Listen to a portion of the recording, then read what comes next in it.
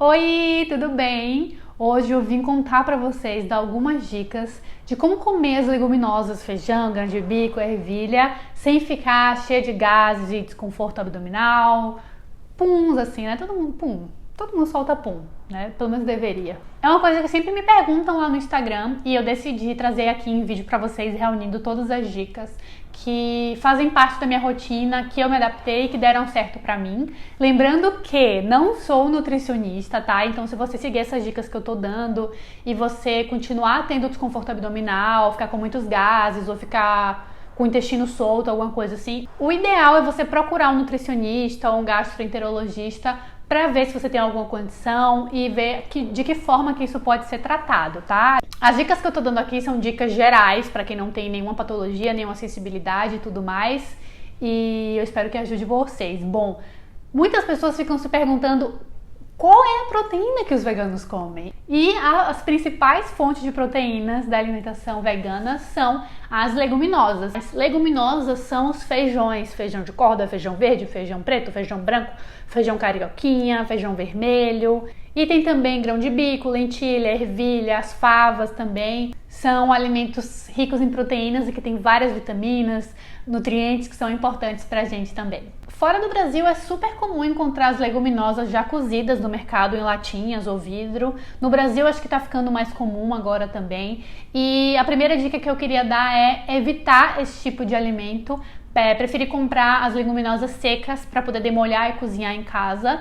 Deixar essas opções para quando tá um pouco mais corrido, para quando não deu tempo de fazer. E por quê? Porque uma das coisas mais importantes de fazer quando você vai cozinhar uma leguminosa é deixar ela de molho na água. Então, todas as vezes aqui em casa que eu vou preparar alguma coisa, eu deixo pelo menos 12 horas de molho. O tempo de demolho e o tempo de cozimento vai depender de cada leguminosa.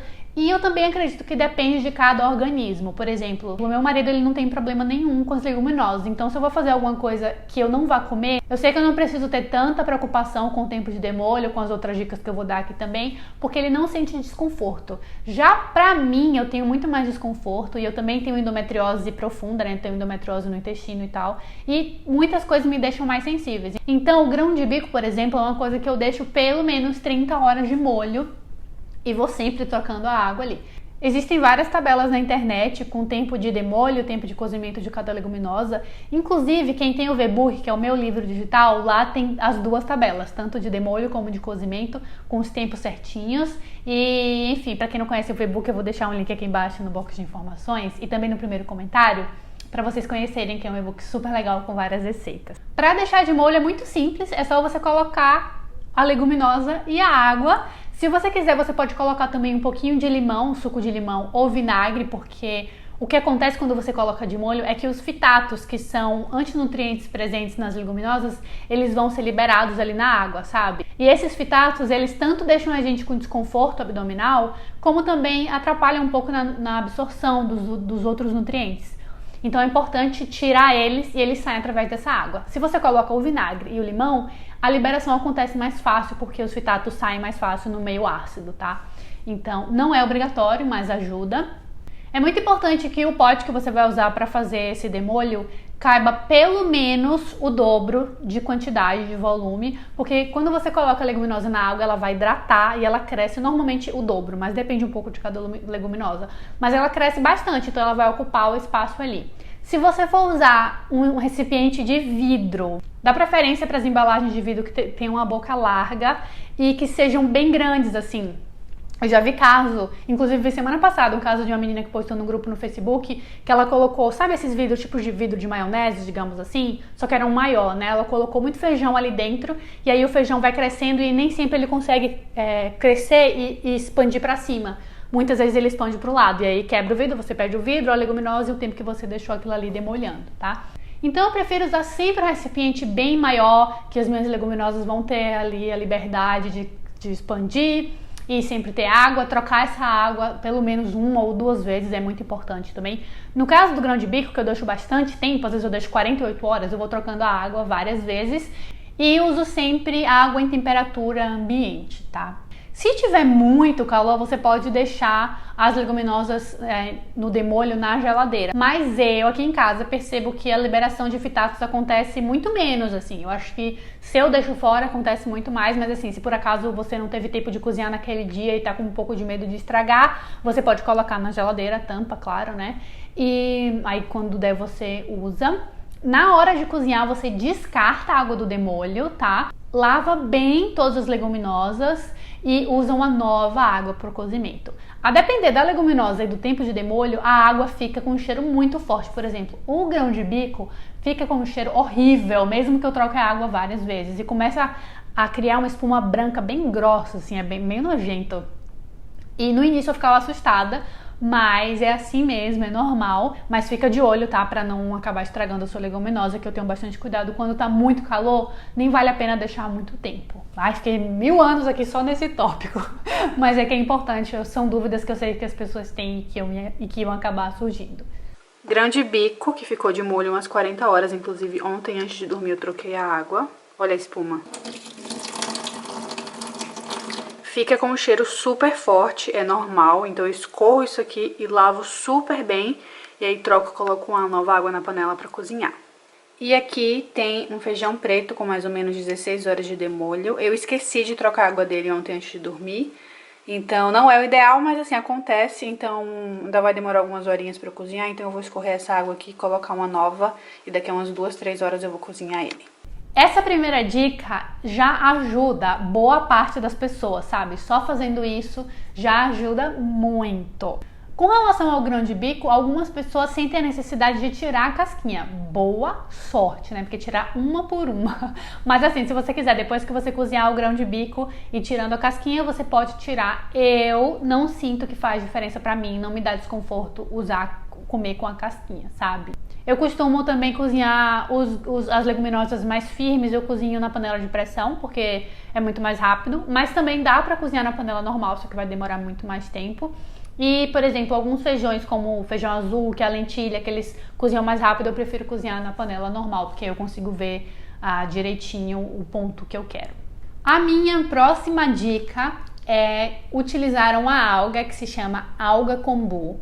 Eu sei que essa dica não vai ser acessível para muitas pessoas, porque não é um ingrediente tão fácil de encontrar assim. Mas se você tiver acesso, é um ótimo aliado, porque ele ajuda muito na digestão das leguminosas. Então, toda vez que eu vou cozinhar alguma leguminosa aqui, eu coloco um pedacinho de alga kombu e dá super certo. Aqui em Lisboa, eu consigo encontrar em praticamente qualquer mercado biológico.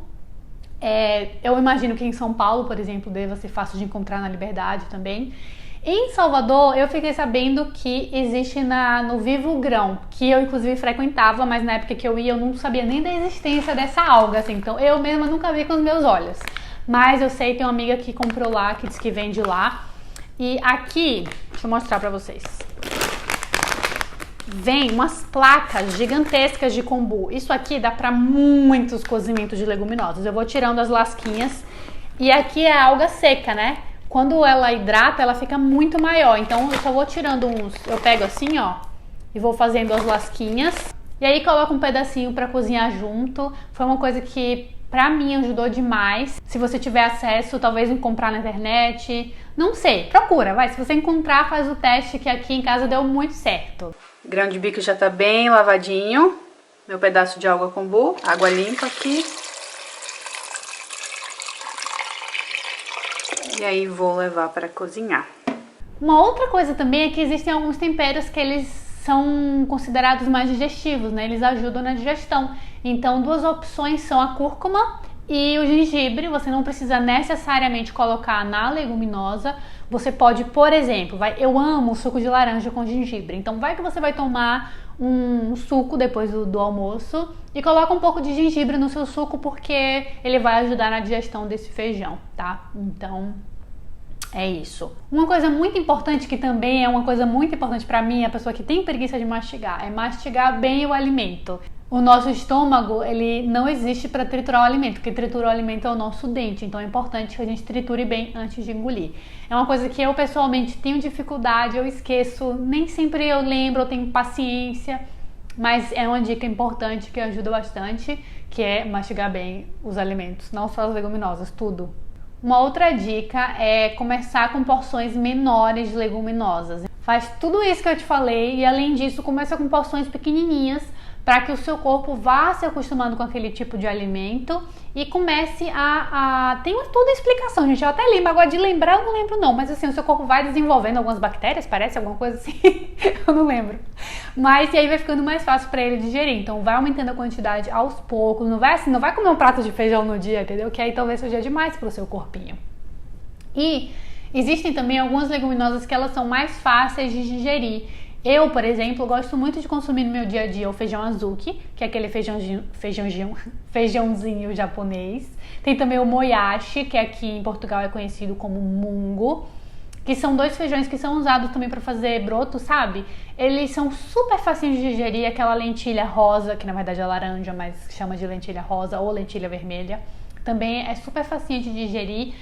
De novo, são leguminosas que nem sempre elas são encontradas muito facilmente, não são acessíveis para todo mundo. É um pouquinho mais caro que feijão também, então se você tiver acesso e puder, experimenta que só isso já ajuda demais, sabe?